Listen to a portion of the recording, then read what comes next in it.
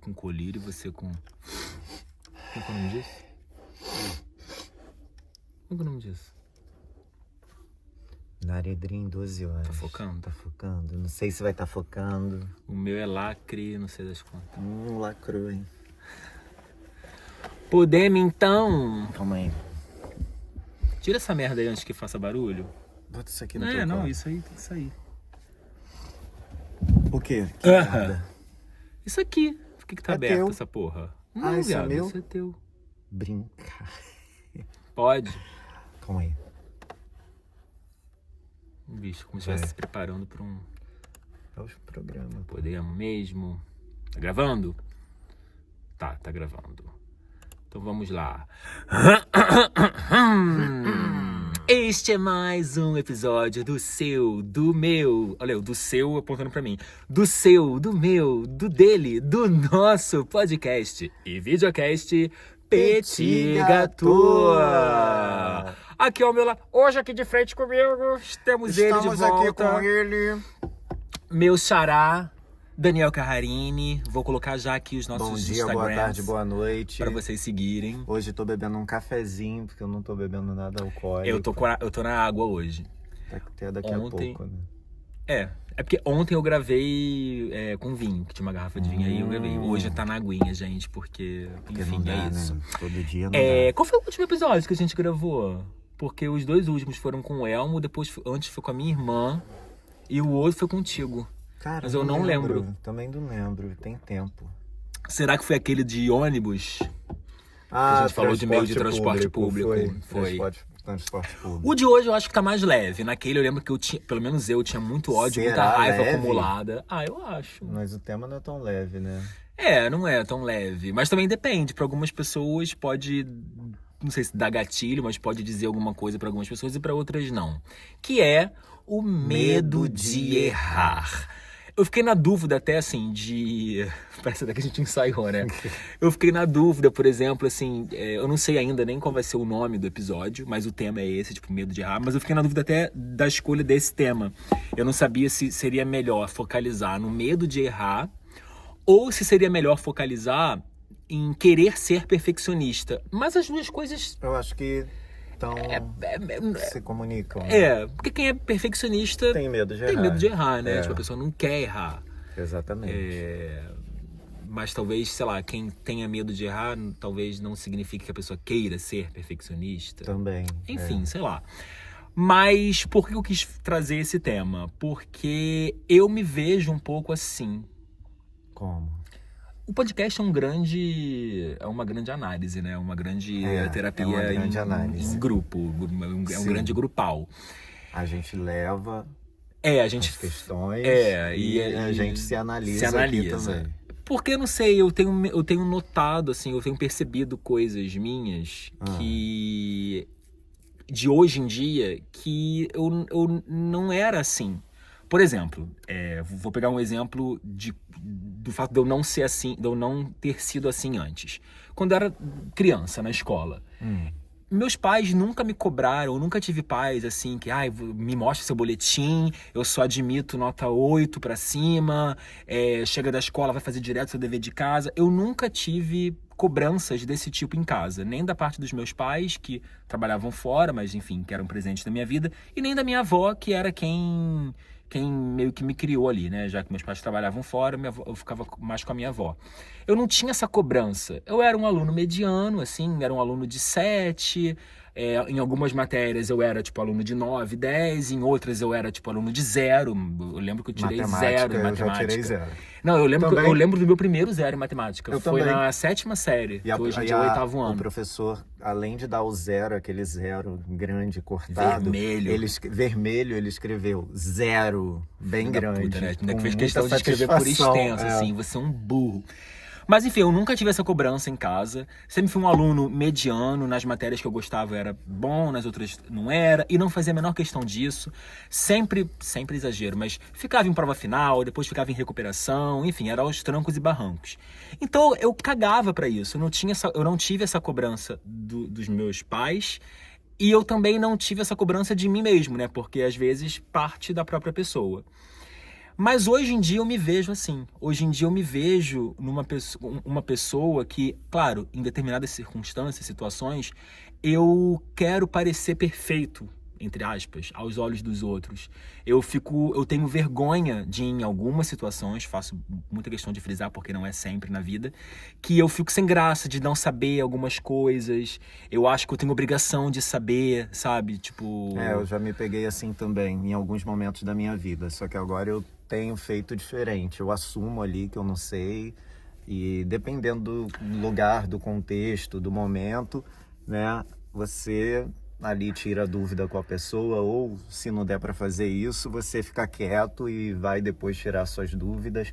Mas eu não finjo, eu já fiz igual você, assim, fingi que eu sabia sobre um assunto. Eita porra, meu celular caiu. E não saber porra nenhuma e ficar meio vendido, assim, né? Sim. Quando começam a perguntar mais coisas. E isso é péssimo, porque uma hora ou outra alguém vai descobrir ali que você... Pois é. Mas você, por exemplo, então com você meio que foi ao contrário. Você, hoje em dia, você não é assim, hoje em mas dia eu você não sou já assim. foi. Já fui. E eu não era assim, e hoje em dia... Não é que eu seja, mas eu sou um pouco. Tipo, sei lá, por exemplo, vou dar um exemplo no qual eu fique puto quando eu não sei alguma coisa. Quando alguém me pergunta alguma coisa da área na qual eu atuo, que é, tipo, ou na parte de francês e de dar aula, como na parte... Minha atuação não tem isso, né? Porque não tem erro, assim, tipo... A gente pode... Você vê um ator sendo bom ou ruim, mas não tem isso de errar, né? Quando você interpreta um personagem, ou quando... Ah, não, viado. Só se você esquece o texto, aí sim. Na dublagem? Não, na dublagem a gente erra ali, né? Tipo, a parte técnica e tal. Então... Quando acontece isso, de eu errar nos meios, nos dois mundos nos quais eu transito, assim, tipo, que é a parte de atuação e de dar aula, eu fico muito puto comigo mesmo. Então, por exemplo, se alguém me pergunta algum negócio, sei lá, algum aluno me pergunta, como é que é tal coisa em francês? Dependendo da coisa, eu não ligo. Mas tem outras que eu não me admito não saber. Que eu penso, caralho, Daniel, como é que você não sabe isso? É uma coisa muito simples, sabe? Acontece muito comigo isso. E na dublagem, né? Tipo, tá, beleza, também faço teatro, mas mais amador, né? A dublagem é a parte profissional assim mesmo. Eu fico puto de errar, dependendo também do que seja. Quando o negócio é difícil, aí eu me permito. Tipo assim, o troço é difícil pra caralho. Mas às vezes é uma coisa simples, sei lá, às vezes a gente trava, né? A boca trava com determinados sons e não sai nem por um caralho. Junções. E aí o diretor vai e fala, porra, tá saindo de tal forma, você tá falando de tal jeito. E na minha cabeça... você nem percebe, né? Não, e na minha cabeça eu tô assim, caralho... Por quê? Entendeu? Tipo, eu trabalho com esta porra, eu entendeu? Me ligo nisso de pronúncia e tô aqui, sabe, encasquetando com o mesmo. O que acontece com todo dublador, né? Todo. E quando a gente começa, já que você falou da dublagem, eu quando comecei, eu tinha uma autocobrança, mas que também foi estimulada por algumas pessoas que já estavam na dublagem, de não errar. Né? E depois eu vi que isso não tem nada a ver, que todo mundo erra. Depois que você começa a acompanhar, você vê que veteranos erram, pessoas que estão começando erram, pessoas que estão na metade do caminho. Às vezes o erro vai até ao ar. Vai até pro ar o erro. Ou seja, ninguém nem percebe, a gente só percebe depois. Então, isso atrapalha, né? Essa cobrança. Atrapalha. De não posso errar, não, o diretor tem que ver que eu tô fazendo melhor. Eu vou ficando Isso nervoso. só atrapalha, porque aí você erra a primeira vez, aí fudeu, aí você pensa, não posso errar a segunda, aí você erra a segunda, aí você já começa a vir num estado de nervos, assim, que você fica, cara, se eu errar a terceira, aí fudeu. Tu erra a terceira. E aí vai ser a prova de que eu sou um merda. Psicológico vai pro caralho. E é aquilo assim, né, e não vão mais me chamar, esse diretor vai me cortar eternamente, nunca mais vou trabalhar com ele. Isso enfim. Acontece, cara. E assim, eu acho que na dublagem, por exemplo, como a gente não tem aquele tempo, né, a gente ensaia ali, mas muito rápido, né? Você assiste uma vez, ensaia na segunda, ou grava na terceira, ou ensaia mais uma vez. Mas assim, não é aquela coisa de... Tem gente que pensa que a gente pega o texto e leva pra casa, né? Depois... que a gente vê o filme inteiro, não, a série gente nem inteira. sabe o que vai fazer, só sabe quando é uma série que você já tá fazendo, aí você já tem uma noção, mas mesmo assim você não sabe o que vai acontecer com o seu personagem naquele dia. Às vezes não sabe nem sobre o que é, né? Sobre Tipo, o que você que fala é, um negócio que, exatamente. tipo, tá totalmente fora de contexto, você não sabe o que você falou. E... O que eu ia falar? Perdi aqui. Perdeu, errou. O episódio de hoje errou. Tudo se fudendo, né? O episódio de hoje tem que ser perfeito. Tem que ser perfeito. Mas assim, já que a gente puxou esse assunto, assim, né?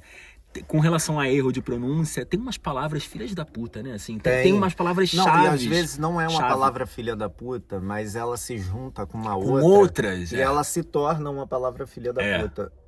A junção dela com outra ou com outras. Eu já reparei. Dificultam. E na dublagem a gente percebe muito isso, né? Coisas que... Não, peraí. Isso aqui dá uma elisão, isso aqui... Se juntar com essa... Aí cabe ali a gente tentar mudar, porque se tu ficar encalacrando ali, você muda ou a da frente ou a de trás ou aquela para alguma sinônima, né? Eu sei que geralmente quando tem muito R na frase, quando tem não muito nem na palavra, R eu me fodo. mas quando tem muito R na frase, e R assim em encontro consonantal, né? Tipo pr, br, cr, problema, vários assim, tipo, sempre dá uma merda em algum momento, assim, tipo, alguma palavra vai ficar encalacrada ali. Mas... vira e mexe a gente pega umas frases assim cheias de pr, dr.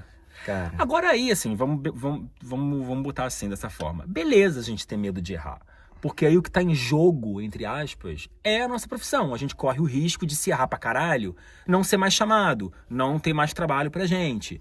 Então, nesse caso, eu acho que até rola a gente se cobrar, porque realmente, não a perfeição, mas a gente tem que realmente cuidar eu acho disso. assim, que rola... Uma coisa que hoje eu penso, rola de você prestar atenção no que você está fazendo, de você realmente, quando vê que é difícil ali, ensaiar mais... Né, não tentar fazer de primeira, se está vendo que é uma coisa realmente difícil, dá uma atenção maior. Só que eu acho que o medo nesse caso, né, porque o medo atrapalha, então eu acho que não é legal ter medo de errar, porque o medo ele pode te fazer errar, inclusive, né, porque o medo é uma parada que mexe com o nosso sistema nervoso, que mexe com as nossas percepções, a nossa atenção vai para um outro lugar, então sua concentração diminui. Então, o medo faz a gente acabar errando ou travando. Né? Então, não é legal nesse caso também. Então, eu acho que tu tem que trabalhar aqui, no caso da dublagem, por exemplo, que era o que eu ia falar, que eu lembrei agora, o erro faz parte do processo também, né? Porque... o erro, às vezes, ele vai acontecer para você poder identificar ali e fazer uma coisa melhor. Então, o erro também faz parte do processo, né? A gente vive uns momentos na dublagem também onde algumas pessoas querem tudo para ontem, querem tudo muito rápido, querem que você faça o mais rápido possível. Mas a gente faz, a gente que já está há um tempo faz rápido quando dá para fazer, quando não dá para fazer, não tem como. E tem dias que a gente tá bem, tem dias que a gente tá na merda, né? Exatamente, tem dias e dias. Tem dias que você tá ótimo, você vai lá, começa a gravar e de primeira acerta um monte de coisas. E tem dias que você tá péssimo, você pega uma frasezinha simples e fica ali errando, tua boca... Esses dias mesmo, no sábado, eu tava gravando, parecia que eu tava com a boca mole. Sabe quando parece que tá com a boca mole? Sei. E aí as coisas não vão e fica... As coisas não vão e aí fica... A dicção fica esquisita, meio molhado. Aí eu tava, que merda, eu não tô conseguindo nem interpretar direito. Aí você fica... E geralmente isso acontece comigo, por incrível que pareça, não é em personagem grande, é em dobra, naquela coisa que o cara também, o ator que tá fazendo, às vezes não é nem ator, não tá nem interpretando também, e isso me dá uma certa dificultada, né? Aquelas dobras que você vê que pega qualquer um para falar alguma coisa ali, e a pessoa joga assim o texto, e aí você... quer fazer naquele tempo ali, só que em português fica muito maior, e aí você fica, uma dobra, cara. Isso é um inferno. Entendeu? E aí quando você tá fazendo um personagem maior, dependendo... E geralmente personagens maiores são feitos por atores, pessoas que são melhores do que aquelas que estão fazendo as dobras, né? No caso do original. Então são atores que já interpretam melhor. Isso facilita também nosso trabalho, né? Seja em qualquer língua. Agora, tem uma coisa, assim, que quando você tava falando, eu tava pensando, e aí, obviamente, que eu pensei no exemplo da dublagem, mas daí depois eu fiquei pensando que serve pra tudo. Quando a gente tá muito tenso, é uma merda. Uhum. Quando a gente tá muito preocupado, preciso não errar, preciso ser perfeito, é uma merda. Mas relaxar também é uma merda. Tem que existir um mínimo de tensão e um mínimo de relaxamento. O relaxamento eu acho que ainda tem que ser maior ainda na área artística. Você tem que estar livre, você tem que estar mais despojado pra ficar mais natural, né? A gente procura ali uma naturalidade. Então, tem a ver com o que eu tava falando. Se você achar. tem medo, você tem tensão, né? Você tá tenso. E se você tá tenso, você não consegue encontrar uma naturalidade no que você tá fazendo. Eu percebo isso quando eu fico tenso ainda, que é bem menos, né? Em alguns trabalhos, não só de dublagem, mas quando eu fazia teatro também, nos dias de estreia, eu ficava muito mais tenso, e isso aí me atrapalhava bastante. E é o que você falou, quanto mais relaxado você tá, né, melhor você consegue fazer, você consegue entregar melhor. Mas também nem tão relaxado nem a ponto tão de relaxado você, a ponto tipo, de você tá ali com sono, fazendo a parada. Agora, já te aconteceu assim, de você nem tentar por medo de errar? Tipo assim, caralho, eu não vou fazer tal coisa, eu não vou nem tentar porque, assim, eu vou me fuder, vai ser muito difícil, eu não vou fazer bem. E aí você nem tentou. Eu já não tentei fazer coisas que eu sabia que eu não faria bem, assim. Mas aí você atribui a um autoconhecimento, assim. A um autoconhecimento. Não foi, no caso, medo de errar. Não foi um medo de chegar e errar. Foi porque eu me autoanalisei e eu falei, pô, eu não vou fazer isso bem. Porque eu não sou igual essa galera que tem uma galera que mete as caras e faz qualquer coisa, né? Tipo, cara de pau mesmo. Pois é. Tipo, até na dublagem mesmo, vira e mexe aparece. Quem é que fala bem aí inglês? Pô, eu sei que eu entendo bem inglês, mas eu não tenho uma pronúncia muito boa. Eu tenho noção disso, é uma coisa até que eu quero melhorar, né? Mas se é para fazer coisa pequena, eu ainda faço. Agora, pegar coisa muito grande, eu sei que nessa parte... Ou, por exemplo, você... Tem gente que nem fala nada. Você fala francês, porque o personagem tem que falar um pouco de francês, tem que fazer sotaque. Pô, eu não falo nada de francês. E aí eu vou dizer que eu falo, aí chego lá e, porra, todo mundo vai ver que eu não falo. Mas tem gente que vai. Mas tem gente que vai. Tem gente que faz, entendeu? Quando eu te fiz essa pergunta, o exemplo que me veio na cabeça era justamente esse, com relação ao inglês, mas não foi nem com relação à dublagem. Foi dentro da atuação, mas não foi com relação à dublagem. Foi uma vez, e agora me veio um outro exemplo também com relação a dar aula de francês. Com relação à atuação foi o seguinte, surgiu pra mim, em uma das agências que eu tô inscrito, vieram me perguntar, Daniel, você fala, vi no seu coisa que você fala inglês, faz um teste, tipo, vamos te mandar um teste, são 2 falinhas, você grava um vídeo falando. Cara, eu não fiz. Porque eu pensei assim, cara, eu vou decorar esta porra, e pode ser até que eu vou decorar isso e eu passe no teste. Para o teste, pode ser que eu dê conta, porque é uma coisa pequena. Sim. Aí eu passo no teste e me vem uma porrada de coisa. Então, é o mesmo que eu vou saber que eu não vou dar tenho conta. E aí, assim, tipo... Mas é aquilo que você falou. Tem gente cara de pau que vai, mete as caras, faz. Às vezes com uma pronúncia pior do que a nossa. Sim. E a pessoa consegue. Sim. Porque eu também já percebi, já tenho 38 anos, e você também já sabe, o mundo é dos caras de pau, né? Tipo assim, as pessoas que mais conseguem coisas é o malandrão, é o cara de pau. É às vezes a pessoa que não sabe porra nenhuma, mas que tem coragem de chegar lá e fazer, Exatamente. sabe? E pra mim, assim, eu não... Queria ser assim. Cara, eu não consigo ser assim porque eu sou muito honesto até nisso, sabe? Tipo... Isso vai mexer muito comigo, saber que tem alguém ali, ou várias pessoas, ou todas, que estão vendo ali, pensando assim, porra, que cara de pau, né? O cara nitidamente não faz isso, falou que fazia e tá aqui mostrando pra todo mundo que ele não sabe, mas tá aí. Você deu uma vez um exemplo num episódio que você falou que a professora falou pra você, parabéns, você tem o dom de enrolar, você apresentou um negócio enrolando mas aí pra caralho. Diferente, né? É uma coisa diferente, tipo... Eu dominava o assunto, realmente, mas assim, ele tá falando de quando eu tava fazendo 2 faculdades ao mesmo tempo, e aí eu não tinha tempo de nada, e aí eu pegava, entrava nos grupos e falava assim, me deixa entrar no grupo que eu apresento. Só que eu pegava o tema na hora. E aí eu dava uma lida rápida e sempre apresentava bem, porque eu improvisava muito, eu enrolava muito bem, né? E assim, na verdade, a maioria dos temas ali eu já dominava de certa forma, porque eu fui estudar coisas que eu já gostava de fazer. No caso ali era artes visuais, mas tinha uma professora que ela era muito sagaz. E aí ela percebia quando eu estava enrolando e ela nesse dia falou: parabéns, você enrola muito bem, mas aqui comigo não vai colar, não.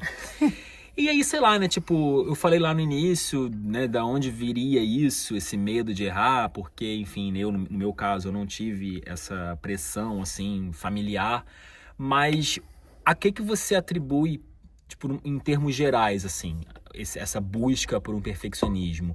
Você acha que, tipo, além de, mesmo que a gente tenha pais que não cobrem tanto isso, você acha que a sociedade, tipo, cobra muito das pessoas, elas serem perfeitas? A gente vê, tipo, diariamente só... Cara, eu acho que mais ainda agora, né, com essa questão de... Não sei nem se ser perfeito, mas você vê que a gente está vivendo numa sociedade onde você tem que produzir o tempo todo. Você tem que ser proativo o tempo todo. Você não pode descansar. Então você tem que estar o tempo todo ou estudando, ou malhando, ou correndo atrás de alguma coisa, ou fazendo um skincare. Você não pode ter um momento ali, você tem que se alimentar bem, você tem que se alimentar bem, você tem que fazer sua própria comida. Você não pode ter um dia ali que você queira só ficar deitado e procrastinando, porque a sociedade está cobrando ali E se você tiver esse produtividade. dia, você não vai divulgar que você teve. Exatamente. Você só vai divulgar nas suas redes quando você tá aí proativo e feliz, saudável. Exatamente. E assim, eu acho que vem de casa também, porque assim, vou até falar uma coisa aqui mais pessoal, né? Os meus pais não tinham, eles tinham as cobranças deles, né? Essas do tipo de escola e tal? De escola, de nota, tinha cobrança também em relação à honestidade muita, né? Aquela coisa de, se pegar uma borracha que não é sua, faça questão de devolver, porque... E tinha muitas essas questões, né? E o meu pai, principalmente, prezava muito pela questão da honestidade e tal. Eu via o quanto meu pai sofria por conta disso. Fora outras questões, né? De outros tipos de perfeições que você tinha que ter.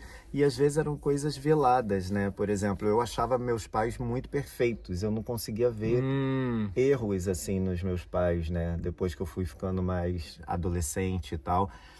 E eu falava assim, cara, é uma parada assim que às vezes quase beira, assim, o utópico. Mas né, você pra lembra mim. até quando isso durou?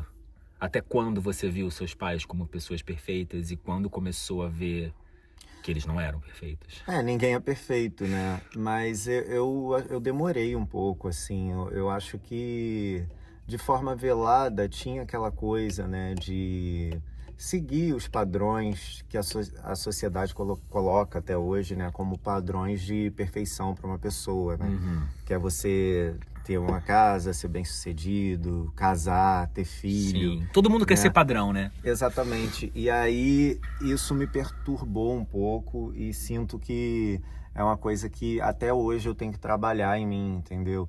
Agora, no inconsciente fica alguma coisa sempre, né? Então, isso me atrapalhou muito na dublagem, por exemplo. Quando eu estava começando, eu ficava muito inseguro.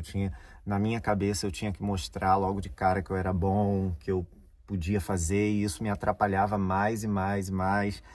E só quando eu me libertei desse pensamento que eu comecei realmente a mostrar um trabalho melhor. Mas até me libertar desse pensamento demorou, porque assim, dependendo do diretor, então, eu já entrava meio que tremendo no estúdio, entendeu?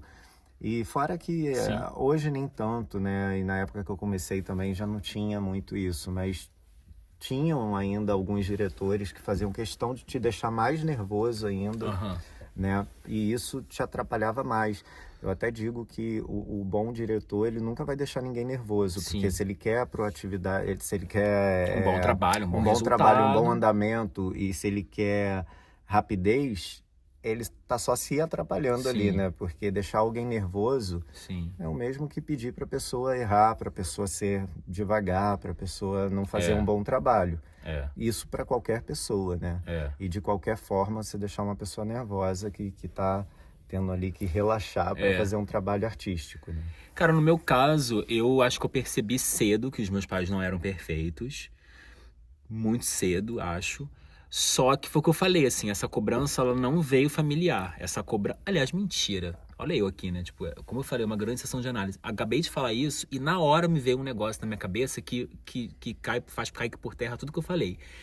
Não tinha uma pressão familiar direta. Mas, por exemplo, a minha mãe e meu pai, eles não falavam pra mim, Daniel, deixa eu ver seu boletim, quero ver suas notas, não sei o quê. Mas a minha família inteira elogiava muito a minha irmã. A minha irmã era aquela menina, assim, que, tipo, era onde ela ia, ela tava encalacrada com um livro. Ela, tipo, é ainda, claro, uma pessoa inteligente. E eu lembro de ouvir a minha família elogiando a minha irmã, não faziam comparação, tá? Não era tipo, sua irmã é inteligente e você não. Não era isso. Era só, sua irmã é inteligente, a Maíra é inteligente, é a leitora da família. Eu comecei a querer aquilo pra mim, entendeu? Então, assim, por mim mesmo sem ter uma cobrança para mim, eu queria aquilo, eu queria aqueles elogios, sabe? E aí eu meio que ia aqui atrás, assim, sabe, da minha irmã. A minha irmã era meu modelo. Você falou que eram seus pais, no meu caso era minha irmã. Aliás, beijos, Maíra, se você estiver ouvindo isso, você sabe que você era meu modelo. E ela deve estar pensando agora, que merda de modelo. Mas, enfim, era isso, assim, eu lembro de ver, uma lembrança muito nítida, era da minha irmã lendo, e eu não sabia nem ler na época, pra vocês verem quanto que isso é antigo, e eu tenho a visão da minha irmã lendo, e eu querendo estar ali perto dela, querendo entender aquilo que ela estava fazendo, porque aquilo na minha cabeça era sinônimo da pessoa ser inteligente e receber os elogios ali da família. Agora, depois, o que aconteceu comigo, né? Tipo, como eu falei, eu era um aluno mediano e tal, e cagava e andava pra isso. Quando eu fui pra... Eu era muito revoltado, sempre fui, né? Reclamando, enfim. Eu sempre reclamei muito em todas as etapas da minha vida, mas na época de escola eu reclamava muito do que se estudava, né? Eu achava inútil. Pra que eu quero aprender matemática? Eu nunca vou usar isso na minha vida. Eu não quero saber, eu não quero fazer nada com relação à física, química. Eu sempre fui muito certeiro no que eu queria, assim. Eu sempre falei que eu queria ser ator, sempre queria a área da humanas ou das artes. Então eu achava absurdo eu ter que aprender essas coisas. Quando eu fui para a faculdade, que eu passei a estudar o que eu quis, porque, enfim, também eu fiz uma faculdade que foi a que eu escolhi, ninguém me impôs nunca nada, ali eu meio que me encontrei. E a partir dali veio esses elogios do tipo, nossa, o Daniel é muito bom. E vinham os elogios por parte dos professores, que vinham, sabe, eu lembro de mais de um professor vir perguntar se eu queria fazer iniciação científica com eles. Eu lembro de alunos pedindo meu caderno para tirar xerox, pegar xerox da minha prova, porque a minha nota era a maior nota da turma. Na faculdade eu encontrei esse lugar do tipo, nossa, eu sou bom em alguma coisa. Eu meio que me deu uma crescida, inflou ali o meu ego. E aí, a partir dali, eu acho que eu botei isso na minha cabeça. Eu preciso ser sempre um dos melhores no meio que eu escolho. Eu não faço a menor questão de ser bom num negócio em que eu, sei lá, tipo, matemática. Foda-se matemática. Nunca gostei, não é hoje que eu vou querer gostar e não tenho a menor vergonha de dizer, sei lá, não lembro de nada. Teorema de Pitágoras, sei lá que porra é essa, Eu sabe? lembro que eu era muito elogiado quando eu cantava sempre. E aí começava pela minha família, né? Minha avó sempre cantou, nunca fez aula. Ela abria a voz, né? Fazia a divisão de vozes de forma natural, só de ouvido. Então era um talento, assim, né? E ela sempre me elogiou. Quando eu era bem pequenininha, ela já me elogiava em relação a isso. E aí depois, quando eu comecei a cantar na igreja, né? Que eu cantei na igreja primeiro e eu recebia muitos elogios lá, o pessoal batia palma. Eu virei popstarzinho na igreja, né? Tô lembrando de você contando do seu teste pra Martins Pena, que você cantou. Foi um fracasso. Não lembra disso, não, por favor. Você já contou no podcast. Ninguém vai ver. Nem lembro qual foi o episódio, mas ressuscitem aí. Não, essa é uma história que me dá muita vergonha, mas se vocês acharem, vocês vão ver.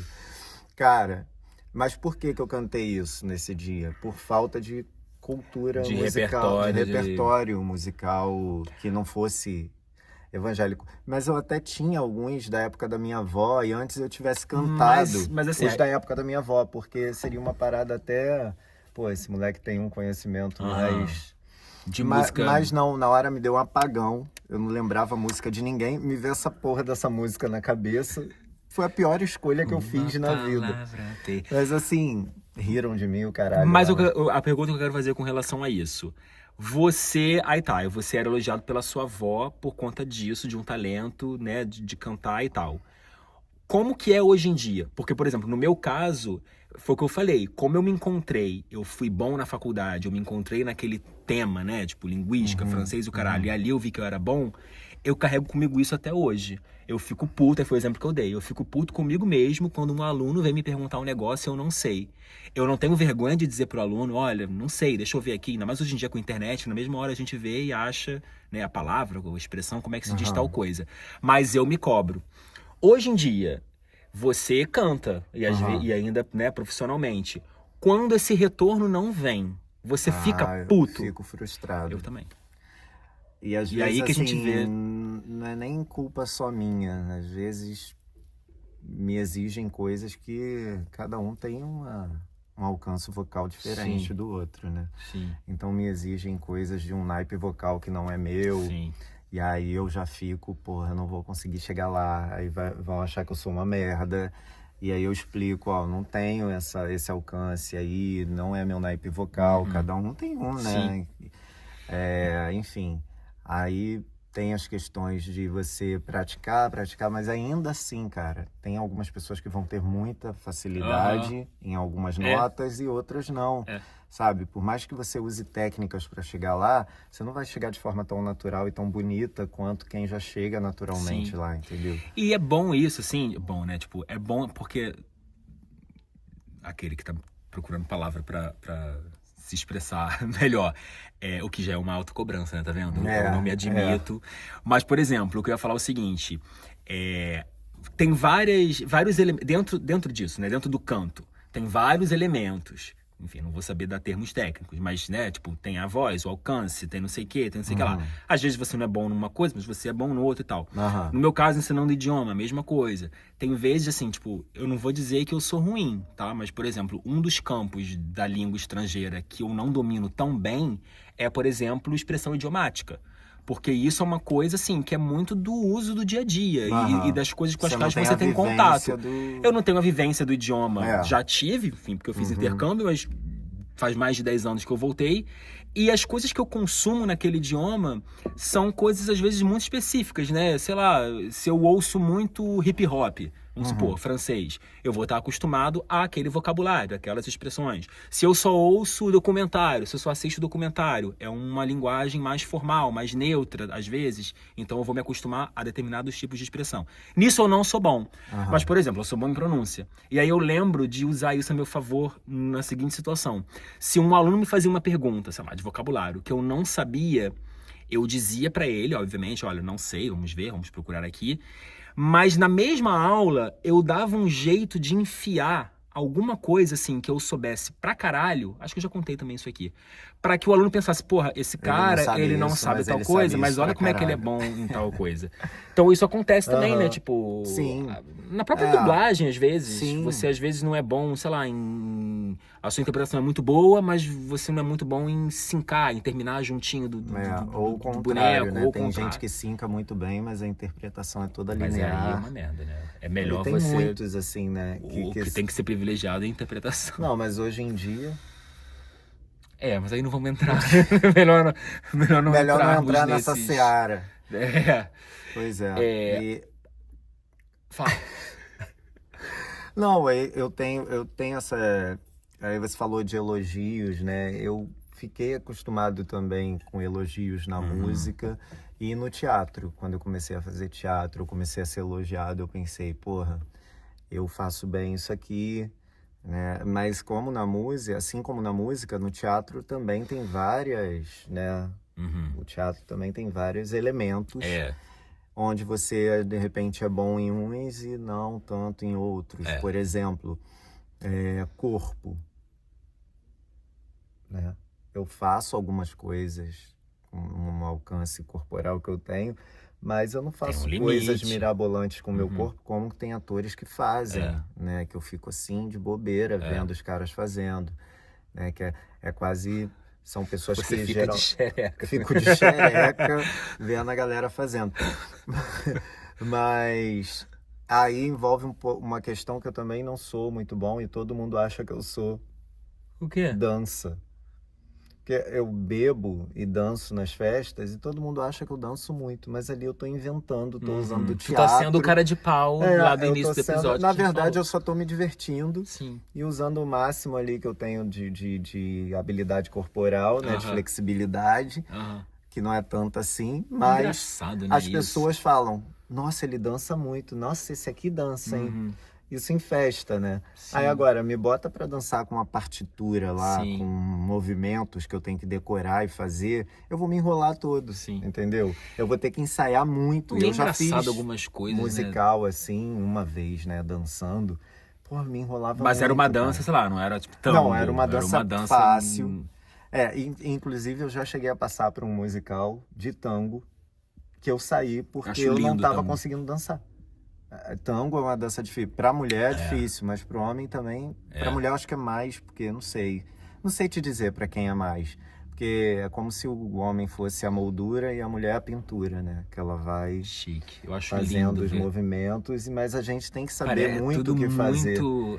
E assim, eu entrei num processo meio que de substituindo outra pessoa. E não tinha muito tempo para eu aprender aquilo tudo. Aí eu pensei, porra, vou atrapalhar o processo da galera por causa da dança. Eu preciso de mais tempo. E aí eu acabei decidindo não continuar por conta disso. Por conta dessa consciência de não querer atrapalhar, de saber meus limites, né? Agora, é impressionante, dentro desses caras de pau, tem uns que não são nem caras de pau, são pessoas que realmente não têm noção, né, de que elas são ruins na parada e elas se acham muito boas. Sim. E você tá vendo ali que ela acha que tá arrasando. Aí, e ainda mais hoje em dia, eu fico até na dúvida, será que essa pessoa realmente acha que tá arrasando? Ou será que ela tá fazendo isso justamente para viralizar? Né? Eu tive essa dúvida até com aquele ex-BBB dessa última edição, aquele que cantava gemendo, como é que é o nome dele?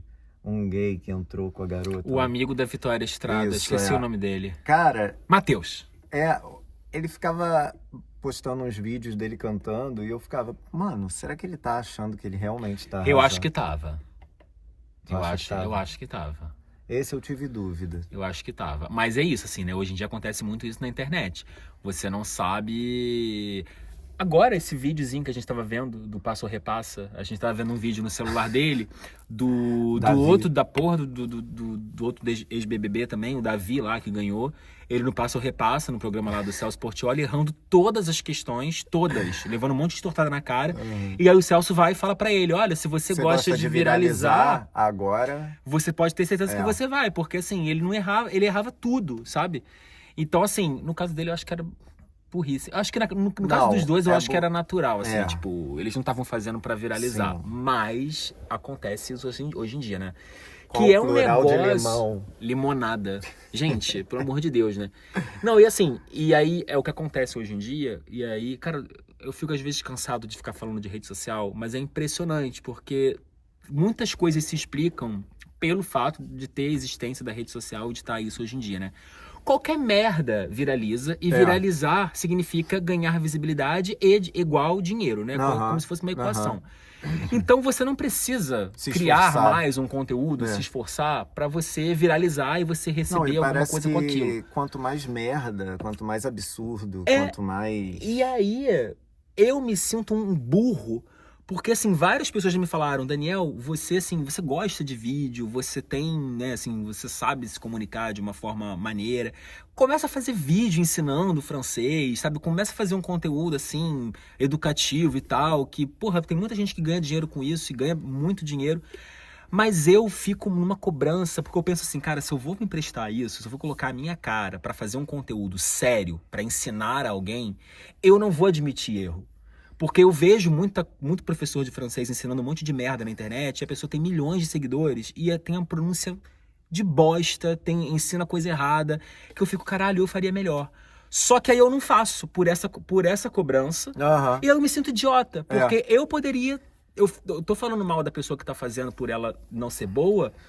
Mas então por que eu não faço? Porque eu tenho medo de não ser bom o suficiente, entendeu? De alguém encontrar um erro no meu conteúdo. Ou é uma autocobrança? Porque eu tô lendo aqui coisas que você escreveu. E é essa daqui, ó, procrastinação como sintoma do medo de errar. Sim. Mas às vezes não é só o medo de errar. Às vezes a gente não quer ser medíocre naquilo que tá fazendo. Nossa, entendeu? Todinho.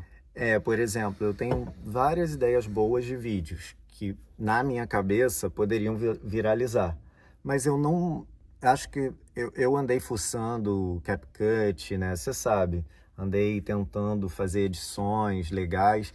Mas assim, aí tu vê as edições da galera, você fala assim, porra, não tô nem perto dessa edição. E nem sei fazer Ao essa mesmo edição. tempo, você vê que também é um fator sorte ali, misturado com alguma outra coisa, total. Principalmente no TikTok, porque assim... No TikTok, se tu vai fazer edição para viralizar com edição, você tem que fazer edições picas. Sim. Mas às vezes acontece da pessoa nem fazer uma edição. A pessoa bota umas fotos lá, por exemplo, de um personagem. Isso eu já vi muito. Pega um personagem só e faz aquele carrossel ali, né? Não sei se no TikTok fala carrossel. Mas faz aquele de ficar passando as fotos daquele personagem só. Aí tu vai ver... É uma merda, né? 50 milhões de... Eu tô exagerando, nem sei se... Sim. Mas rola, né? Sim, 50 rola. milhões Sim. de... Não Aí sei você fica quantas vendo, mil mano, é só visualizações. foto, entendeu? É. Aí tu vai ver também, a pessoa posta muito, então pode ser que seja isso, né? Mas assim, já tive várias ideias que na minha cabeça são muito boas, ainda tenho, ainda coloco no papel, mas assim, fico preso por conta de como fazer, como editar, né? Mas aí ao mesmo tempo você vê que tem gente que pega uma câmera lixo, faz qualquer porra ali e talvez seja por isso também, né? Seja por esse lado amador, assim, que também... Que a coisa funciona. É. E aí você também não quer fazer tão amador, mas também não tem como fazer tão profissional. E aí você acaba ficando preso ali, procrastinando e não fazendo nunca, não fazendo nada, né? E aqui, ó, quando o capricho vira bloqueio, que tem a ver com o que eu tô falando, né? Sim. E às vezes não é só o medo de errar, às vezes é o medo de ser medíocre. Sim. Ou não querer parecer medíocre. É porque medíocre. você pensa, tá, eu quero começar a fazer isso, quero começar a investir em vídeo, não sei o quê. Você vê a galera que faz, que já tá num nível profissional muito superior, que assim, pra você começar do zero... é muito mais difícil, porque aí você pensa, caralho, o que eu tenho que oferecer de diferente para que eu consiga chegar, porque aí quando eu chegar lá, eu vou ter grana para pagar um editor e fazer uma parada mais profissional. Mas enquanto isso não acontece, eu fazendo uma coisa amadora, eu tenho que, no amador, tenho que ter um diferencial. Porque senão não vai viralizar. Mas e as coisas só acontecem relativo. a partir do momento em que... não tem diferencial nenhum. Às vezes você vê vídeo que viralizou de uma certa pessoa. Né? Não foi tem até fórmula, foi até o que a Nani falou. Nani, nossa amiga Nani, um beijo. Beijo, se você tivesse. A Nani falou, o negócio é fazer, não importa, né? A internet não se importa com isso. Sim. Então eu comecei a prestar atenção nisso também. Às vezes a gente deixa de fazer uma coisa para não querer copiar, mas você vai ver, a fórmula tá copiada ali, e às vezes a pessoa que copiou tá com mais engajamento do que a pessoa que criou aquilo, entendeu? E você não sabe de onde vem, né? Tipo, você não sabe quem foi o primeiro. Você não sabe mais quem inventou aquilo. Porque um vai copiando o outro. Às vezes você acha, eu tô vendo vídeos e acho que a ideia da pessoa ali foi original. E aí começa a rolar, chega num outro vídeo parecidíssimo com aquele, ou com a mesma fórmula, com as mesmas falas, e aí um viralizado, outro não, entendeu? E às vezes até de pessoas que são famosinhas nas redes. E aí que coisa, né? Porque aí olha como é que o que a gente quer, né? Assim, na verdade, a gente quer essa visibilidade em cima de alguma coisa que a gente faça, ou seja, um certo reconhecimento, para que daí venha... Não necessariamente dinheiro. No meu caso, sim, porque é isso que eu penso no momento. Enfim, só penso em dinheiro ultimamente e em trabalhar. Mas eu fico pensando nisso, porque, por exemplo, eu já dou aula, eu já tenho ali meu dinheirinho, eu já dublo, faço um trabalhinho ou outro como ator, não sei o quê. Mas eu percebo que as pessoas que mostram aquilo e que ganham visibilidade, aquilo faz com que elas, além de serem reconhecidas, elas tenham cada vez mais trabalho, elas estejam envolvidas cada vez em mais projetos, porque elas são vistas. Então, é uma merda, né? Porque hoje em dia você precisa dessa visibilidade, coisa que antigamente você não precisava. Eu terminava, sei lá, minha faculdade lá, começava a trabalhar num curso, trabalhava numa escola, fazia uma prova, fazia um concurso e ficava naquilo o resto da vida. Hoje em dia não, você pega a plataforma, a rede social para mostrar aquele seu conteúdo, aquela sua profissão para as pessoas, para a partir daí você ter mais trabalho. E aí, na minha cabeça é que vem essa cobrança, porque ao mesmo tempo que eu quero isso, eu não me contento em oferecer um lixo para as pessoas, sabe? Então eu me cobro porque se eu for parar o cu, sentar o rabo, para poder me dedicar a isso, a fazer vídeo e ensinar coisa na internet, ou mostrar meu trabalho de ator, eu não quero mostrar uma merda. Quando eu posto um trabalho de dublagem, você sabe. Você e Cafi são os meus filtros, assim, minhas peneiras. Eu digo, galera, o que vocês acham? Posso postar isso aqui? Porque se tiver uma merda, eu não posto. Porque a gente sabe, a gente vê muita merda sendo postada. Não, e vê as pessoas zoando. Vê as pessoas compartilhando pra zoar. E vê pessoas elogiando que você diz, gente, não é possível que estejam elogiando isso porque tá ruim. Então, assim, você sabe que as pessoas comentam, sabe? E mas você quer ser comentado. O que a gente tava falando, muita porcaria viraliza, né? Muita coisa medíocre viraliza. Porque eu acho... E se você for ver, quem faz mais coisas medíocres e porcarias, ou então coisas que nos chamam pra... Tudo bem, é aquilo. É igual a pessoa ficar falando pra outra não assistir Big Brother e ler um livro, como se uma coisa impedisse a outra, tem uma raiva sabe? desse argumento. Então tem que ter a parte medíocre também da internet, tem que ter aquela parte só de rir. Mas assim, eu tô falando de um outro tipo de mediocridade também, que é de desinformação, de coisas fáceis, análises totalmente fora da casinha, mas porque são fáceis, chama muita gente. A gente tá vendo isso na política atualmente, né? Assim. E pessoas recebendo milhões de votos e se candidatando a deputado, a senador, a prefeito, enfim. Sim, é uma cadeia, E pessoas totalmente medíocres, que não conseguem debater um tema sem inventar mentira, que não conseguem debater um tema de forma séria, sempre apelando ali para o medo das pessoas, né? Apelando para a burrice das pessoas.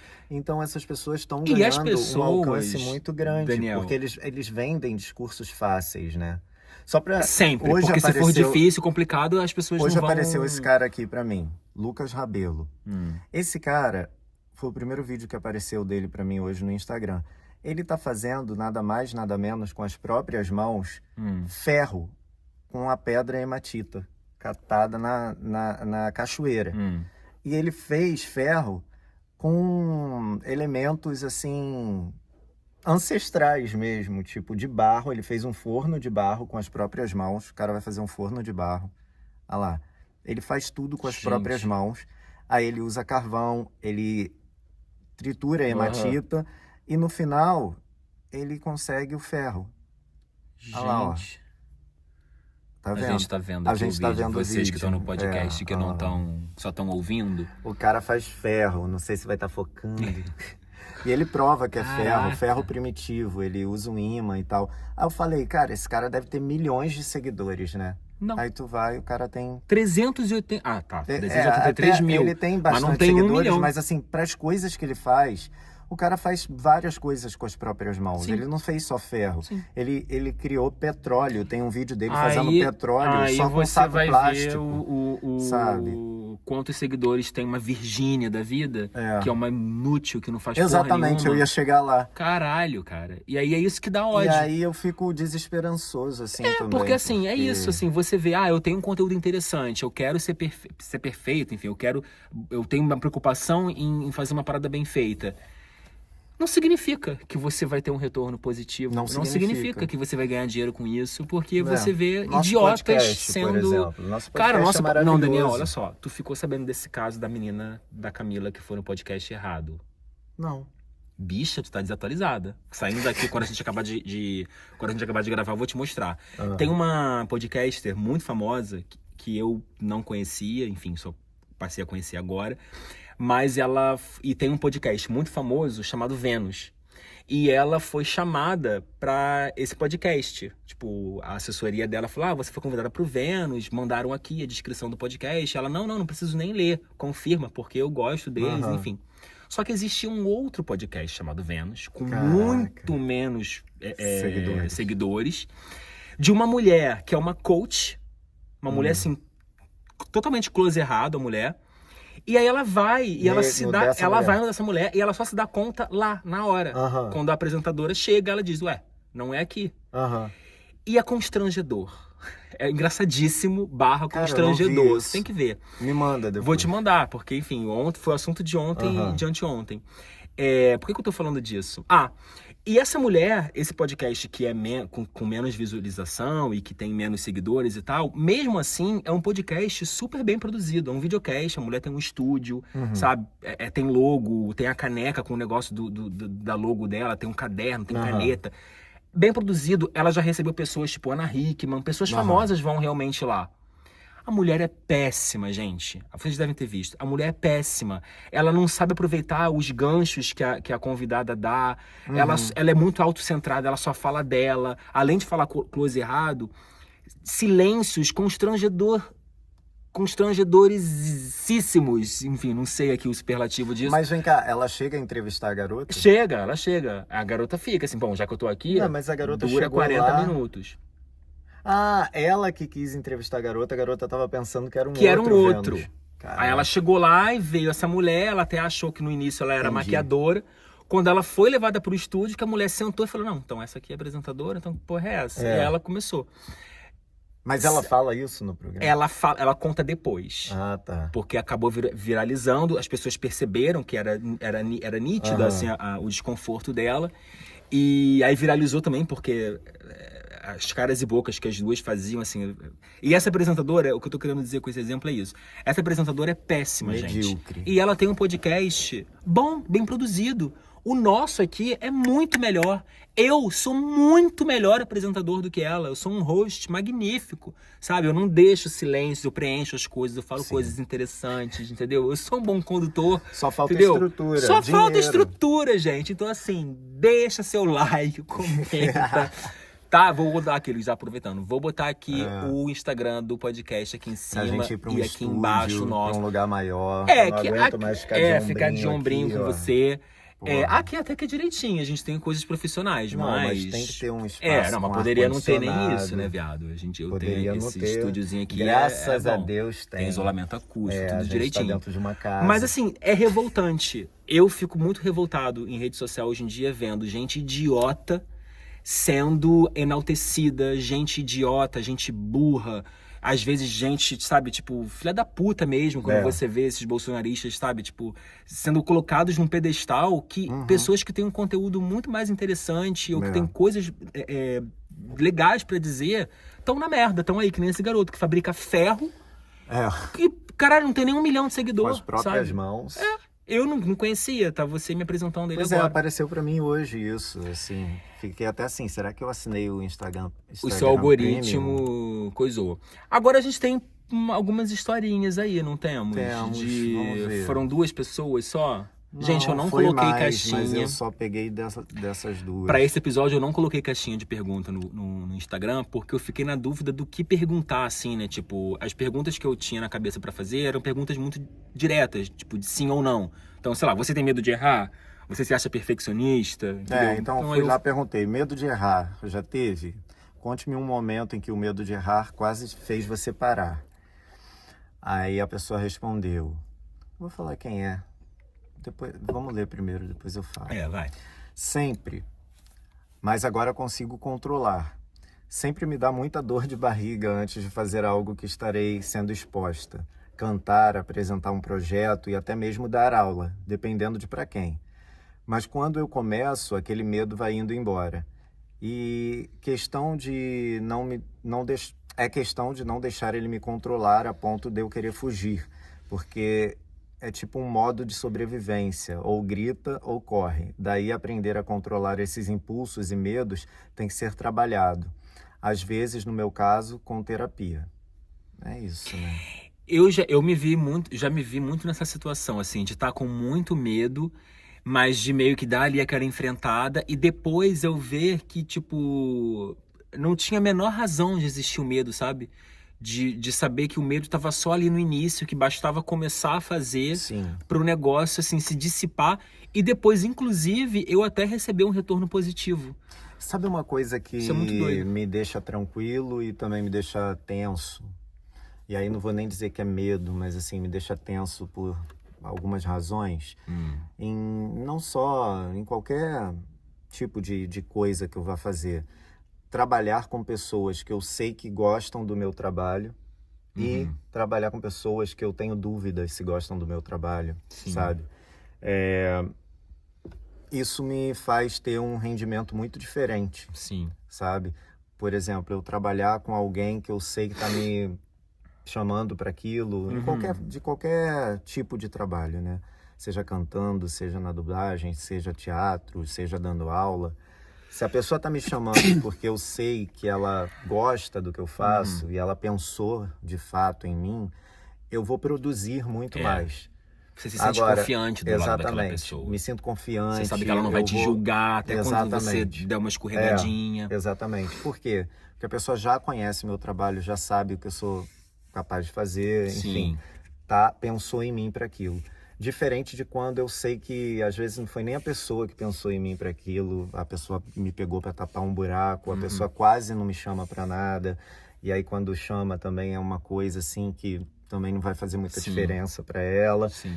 Isso me deixa mais desanimado, não é nem eu fico mesmo desanimado, assim. Sim. Porque a gente não vai com tanta vontade, né? E aí acaba, de uma certa forma, refletindo no no rendimento. Acontece com você também? Acontece. Tem, assim, tipo... Eu lembro na época da faculdade, com relação a professores, que eu morria de medo, assim... eu não vou fazer tal matéria com tal professor, porque ele é muito carrasco, isso que aquilo. E hoje em dia tem, né? Na dublagem, a gente sabe que tem alguns diretores aí que carregam, né? Tipo, famas. E tem diretores, por exemplo, com os quais eu nunca trabalhei e eu penso assim, cara, Daniel, será que eu realmente quero trabalhar com essa pessoa? Será que eu quero comprovar o que dizem dela? Então eu prefiro ficar quietinho aqui no meu canto. Se um dia rolar, ótimo, eu sei que eu vou tremendo nas bases, o que pode ser uma merda, mas eu fico me perguntando assim, será que vale realmente a pena? Né? Tipo, tem certas situações que a gente pode evitar, sabe? Se você não agrada todo mundo, você não sei lá, estão dando aula, você tem uma turma de 30 pessoas, é impossível que todos os 30 alunos gostem de você, sabe? Tem gente que tá ali pra catar erro mesmo, sabe? Tem aluno que te desafia, tem diretor que te desafia, e tem diretor que, tipo, vai deixar alguma coisa passar, tem outros que vão, tipo, encasquetar com um negócio que às vezes você tá certo. Já cansou de acontecer, assim, cansou de acontecer exagero, mas já aconteceram vezes em que eu sei que eu tava certo, sabe, com relação à pronúncia de palavra ou construção gramatical, e o diretor me pediu pra falar de uma coisa, eu tentei teimar ali com ele, mas obedeci, sabe? Então a gente também tem que saber a hora de parar e a hora de bancar, sabe? Alguma quando, coisa. né? Nem a hora, quando, e o que isso vai acarretar pra gente. Deixa eu ler a outra. Tem Temos uma participação internacional. Que não vale a pena. Já traduzi. Então, a pergunta foi a mesma, né? Medo de errar já teve, enfim. E a resposta resposta. No vestibular, você vai falando em inglês, tá? No vestibular. In the vestibular. Na prova de direção. In the direction exam. Caralho. E em como responder perguntas óbvias que o agente de imigração pergunta quando chego em algum país. Eu passo por isso todos os meses. Você tá preparando a tradução. Vai. Não, pois é, não. Vou repetir. Muito grande, viado, porra. Não tá em jogo aqui o meu inglês, não. Mas chiquérrimo, né, o exemplo de imigração e tal. Então, essa é a Rebecca do Texas. Beijo, Rebecca. Beijo, Carolina. do norte. Chicago, o exemplo, né, de falar coisa errada pra imigração, não sei o quê, funciona com que, de uma certa forma, a gente pode fazer um paralelo com o que a gente estava falando, né, tipo, a pessoa da imigração, o professor ou o diretor, e você ali naquela posição de depender daquela pessoa e de não falar nenhuma merda pra ser aprovado, assim. Então, às vezes tem coisas que você sabe que se você disser, você pode se fuder, então, né, vamos evitar, assim. Às vezes não é nem um erro que você comete, mas, né, em determinadas situações a gente não pode ser 100% sincero, ou, enfim. Agora, e a outra participação foi a Débora, de Maria da Graça. Beijo, Maria da Graça. O que ela falou? A primeira foi a Débora e a Rebecca do Texas. Maria da Graça e Houston, Texas. Como é que é o negócio? Houston, we had a problem. É isso? Houston, temos um problema. Porra dessa. Agora sim, vamos lá, assim, pro nosso último bloco, porque a gente já tá falando pra caralho, já tem 1 hora de episódio. E se a gente errasse com gosto? E eu fiquei pensando, né, já levando aí pro lado da linguística, que a palavra errar, né, tipo, o verbo errar, também significa caminhar, né? Tipo... Vai repetir, não? Errar. Não, porque, por exemplo, quando você tem a pessoa que é um errante, é a pessoa que fica vagabundeando pela vida, a pessoa que caminha. Então, errar é caminhar, né? Tipo, se você tá caminhando, você tá errando. Errando faz que parte se do aprende. processo. Errar faz parte. É errando que se aprende, com certeza. Então, e tendo medo também que se aprende. Em língua estrangeira, por exemplo, eu falo isso pros meus alunos. Gente, vocês não podem ter medo de errar. No teatro também. Os alunos não podem ter medo de ficar assim, de não propor, sabe? Será que eu vou propor? Não tendo medo, será que caso, o que eu vou propor, né? Porque o medo, ele trava também, né? O medo trava. Mas a palavra certa no que eu queria dizer não é medo. Porque assim, o medo pode impedir a gente de até errar para poder acertar, né? De viver, não só em coisas, né, pontuais, mas assim, de viver algumas coisas que podem fazer a gente evoluir na vida de diversas formas, né? Então o medo, ele congela, ele trava a gente acaba não... Você não vai errar, mas também você não vai ganhar nada. Você não vai ganhar nada. Entendeu? Você não vai ganhar nem a experiência, nem a... A pessoa não pode ter... Ela não pode ter o medo de errar, porque senão ela não vai praticar aquela coisa, né? Ela não vai saber se aquilo podia dar certo ou não. Ela só vai saber tentando, né? Ela só vai saber errando. Então, tipo, tudo isso para dizer que o errar faz parte do processo, né? Ainda nessa lógica de caminhar. E finalizar, que era uma coisa que eu queria ter dito antes e acabei não dizendo. Mas o medo também não é só uma coisa ruim, né? O medo também pode te livrar da morte, por exemplo. Uma pessoa... É verdade. Mas claro. Eu não vou sair correndo em cima de prédio, Sim. porque eu tenho medo de altura. Sim. Eu não tenho esse tipo de adrenalina, não sinto essa adrenalina fazendo isso, né? E isso pode me livrar da morte, no caso. Não só eu fui um pouco mais radical, mas eu acho que tem muita gente que não tem certos medos, né? Porque parece que isso é uma programação também, né? Mental. Tem gente que não tem muito... Você vê pessoas andando no centro do Rio, meia-noite, 1h da manhã. Tem uns que fazem até filmagens naquelas ruazinhas escuras, não tem medo nenhum. Desertas. A pessoa tá sem medo ali, com o celular na mão. E ela tá se colocando em risco. Então o medo, às vezes, ele é necessário para te livrar de... Porque medo é uma coisa instintiva, ancestral, né? Para nos livrar realmente de... Você ser mais prudente, de uma certa forma. Nos livrar de... precavido. Sendo que aqui o tema era medo de errar, né? Mas, e aí, nesse caso, também passa, às vezes, por uma sem noçãozice da pessoa, né? Não é só ela não ter medo, é ser sem noção mesmo. Também. Então é isso, assim, né? Tipo, se a gente errasse com gosto, é isso. Tipo, encarar o erro mesmo. Assim, beleza, eu vou tentar, eu vou errar. Aquele, né? Que sempre quer terminar falando coisas que eu mesmo não faço. Mas é isso, entendeu? Tipo, deixando uma mensagem. Deixando uma mensagem. Eu gosto de terminar deixando uma mensagem. Porque é isso, assim, né? Tipo, é uma coisa muito óbvia de ser dita, mas difícil de você colocar em prática. prática. Difícil de engolir. É você pensar que o erro faz parte do seu processo pessoal, do seu processo criativo. Sim. Que, tipo, é um mito isso, assim, né? De você O acertar erro faz de primeira. parte do processo. É isso. E acertar de primeira acontece, é claro, mas isso é um mito, assim, também, né? Tipo... Não é porque você acertou de primeira que você fez bem, ou então e que você seja não bom faria naquilo, melhor, às ou vezes... então que você acertou a mão ali de como o público vai receber isso, no caso da arte, né? Ou então de como você poderia ter aprendido com aquilo e não... sei lá. Sim, às vezes é só uma coincidência, foi uma sorte que você deu.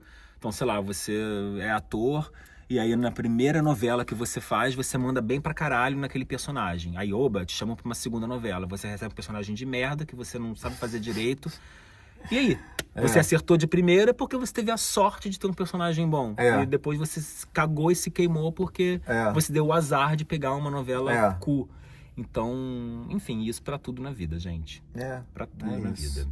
Ficamos por aqui, então. Ficamos por aqui. Este episódio está indo no ar, eu gosto de falar isso agora, pra eu mesmo poder me situar. Está indo ao ar no dia 19 de agosto. Ou seja, o próximo é dia 2... Semana que vem? Não. Na outra. O próximo vai ser dia 2 de setembro. Ainda não sei o tema, não sei quem estará aqui comigo. Mas é isso, gente. E curtam, vou colocar de novo aqui, @PetitGâteauPodcast, pra vocês seguirem a gente no Instagram. Aqui embaixo estão os nossos Instagrams, @Daniel Bartolomeu com TH e @Dan Carrarini com I no final. Segue a gente pra gente poder ser tão famoso quanto o podcast Vênus lá, que deu a merda lá com a mulher e que a mulher e a apresentadora é péssima. Um beijo. Beijos! Tchau, tchau. Ai, até que a gente falou bem, né? Não, achei. Ai! Quer sair pra eu poder Todo salvar? entrevado. Né? A gente veio de vermelhinho hoje justamente pra representar o erro, assim, né? A caneta vermelha aqui. Que não tá errado. Ninguém nem pensou nisso. Foi super... Cadê? Super...